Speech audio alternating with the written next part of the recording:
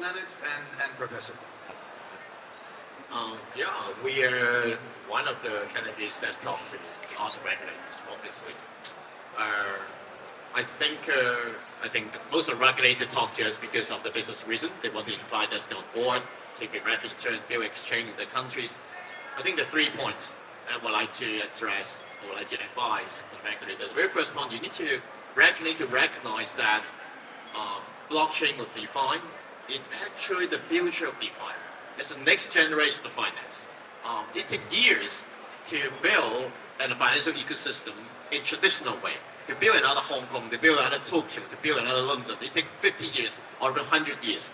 But with the adoption of blockchain, you immediately get the adoption and multiple layer of financial ecosystem.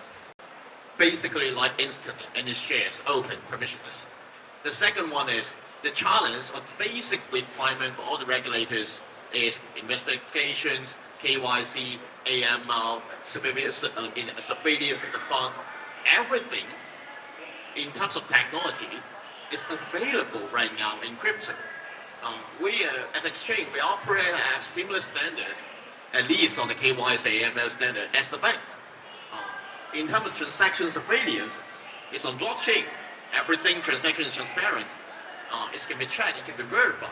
It doesn't mean that it's the word of decentralized doesn't actually mean you're losing control. That's the bare minimum requirement that your regulation has. The third advice I would say is you cannot put the existing security or commodity framework onto crypto because this is a very, very different industry. So my advice is you better to create another subset of licensing regime just for crypto. It's very difficult for you to put security law, equity law, or commodities trading law into crypto. And you might be killing some of the innovation and limiting your scope of business. Linnex, parting thoughts on the DeFi space, the opportunity for the UAE. Yeah, we see two things actually. The very first thing we see is actually we have a very strong role in terms of user and activity in UAE region. So give us a lot of confidence. Just share a little bit of figures right now. I think around 2 years before, only 1% of OKX user is considered UAE user. So right now, the number is around 6%, so around six times more.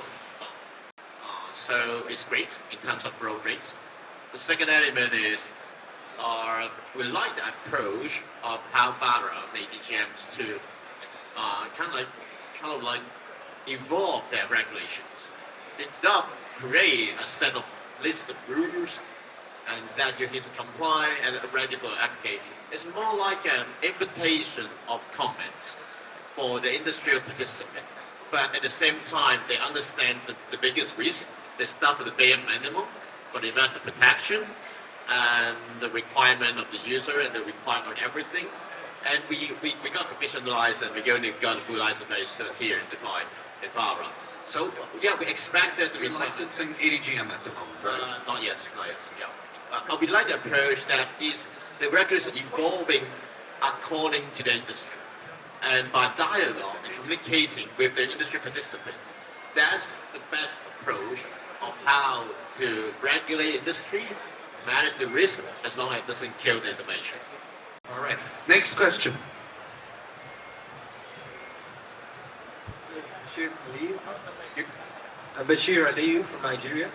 A lot of the benefits of DeFi have been mentioned, and one of those is financial inclusion. But as Kumar rightly said, getting the regulators to understand CeFi and DeFi is really a challenge. So it's expected that the unbanked, which we would say are the less educated in society and those that need to be included financially, how do you get those to understand the benefits of DeFi when the regulators themselves find it difficult to do that? All right, so the question is, how do we pull in the less educated? There's a microphone just there. Yes, I have a very deep research on this topic because that's one of my dream of building OKX.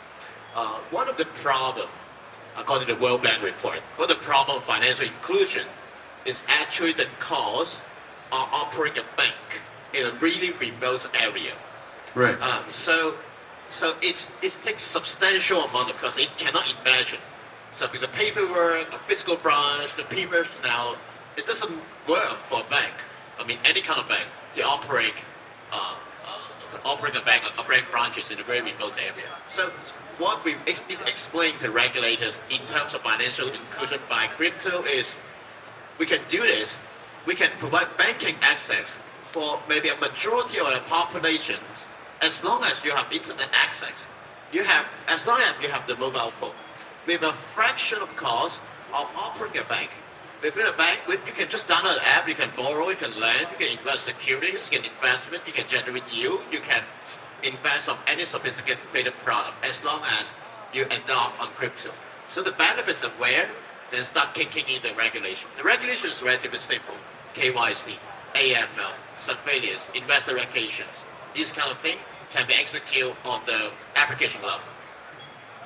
Super. All right. Thank you very much to the panelists. Thank you, guys.